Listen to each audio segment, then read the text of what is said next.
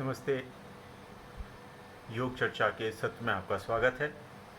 पिछले वीडियो में हमने ये समझने का प्रयास किया कि हमारा मन कितना शक्तिशाली है और उसकी उसकी शक्ति का स्रोत है प्राण। और हमने ये समझा कि मन की जो शक्ति है, उसमें जो निहित शक्ति है, उसी का उपयोग करके हमें उस पर संयम करना है, यानी प्राण की साधना करके हम मन पर संयम प्राप्त कर सकते हैं।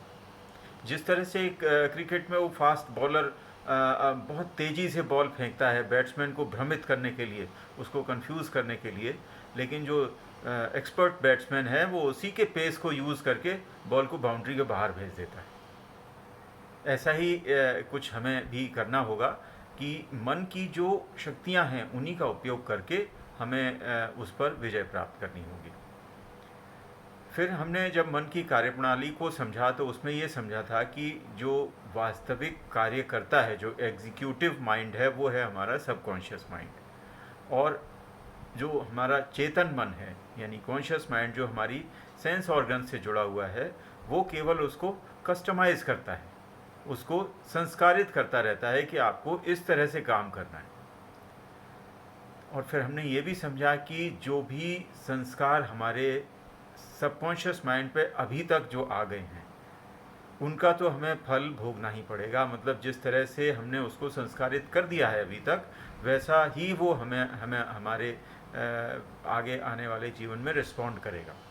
लेकिन आगे आने वाले जीवन में हम अपने सबकॉन्शियस माइंड को थोड़ा सा मॉडिफाई कर सकते हैं अकॉर्डिंग टू आवर विश, कि हम उसको पॉजिटिवली चार्ज करें। मतलब जो हमारी नेगेटिव कल्पनाएं हैं उनको रोककर केवल पॉजिटिव कल्पनाओं को यदि हम अपने सबकॉन्शियस माइंड तक जाने देंगे, तो आगे आने वाले जो हमारा जीवन है उसको हम रिलेटिवली सुधार सकते हैं। पिछले वीडियो में हमने निष्काम कर्म के बारे में बात की थी। निष्काम कर्म को हम मॉडर्न साइकोलॉजी से रिलेट करने का प्रयास करते हैं, हो सकता है हम लोगों को कुछ इसके समझ में आए। निष्काम कर्म जैसा गीता में बहुत इसको विस्तृत रूप से समझाया गया है। उसमें बहुत सारे ऐसे श्लोक हैं जिनके माध्यम से ये क्लियर होता है कि हमें निर्लिप्त होकर कार्य करना चाहिए।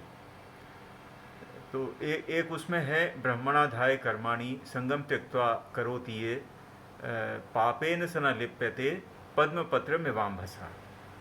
मतलब जिस तरह से कमल का पत्ता पानी में ही रहता है लेकिन उससे लिप्त नहीं होता।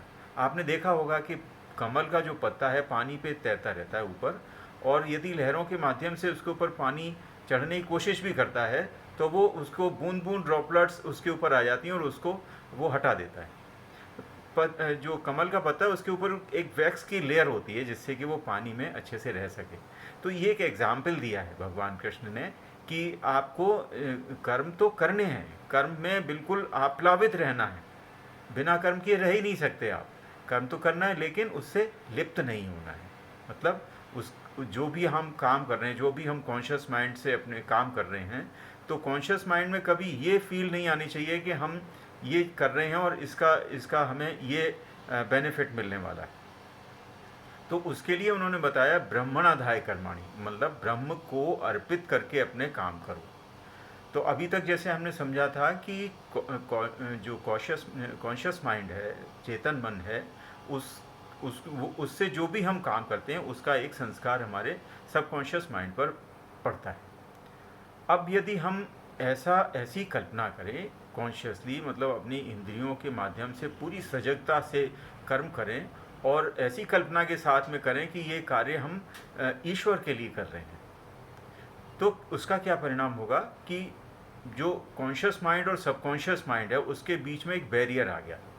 मतलब जो भी हम काम कर रहे हैं उसके बीच में ईश्वर का बैरियर है, तो उसके जो संस्कार हैं वो हमारे सबकॉन्शियस माइंड पर नहीं पहुंचेंगे।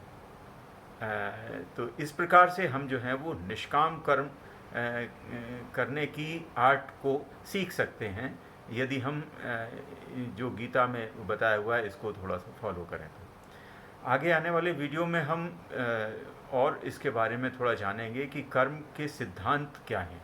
गीता में क्या सिद्धांत बताए हैं, और महर्षि पतंजलि ने अपने योग दर्शन में किस तरह से कितने प्रकार के कर्म बताए हैं और क्या उनका सिद्धांत है, वो किस तरह से हमें फल देते हैं, और हमारे आगे आने वाले जीवन या जो आगे आगामी जीवन है वो उससे कैसे निर्धारित होते हैं। अगले वीडियो में ये चर्चा करेंगे। Thank you so much for listening. Thank you.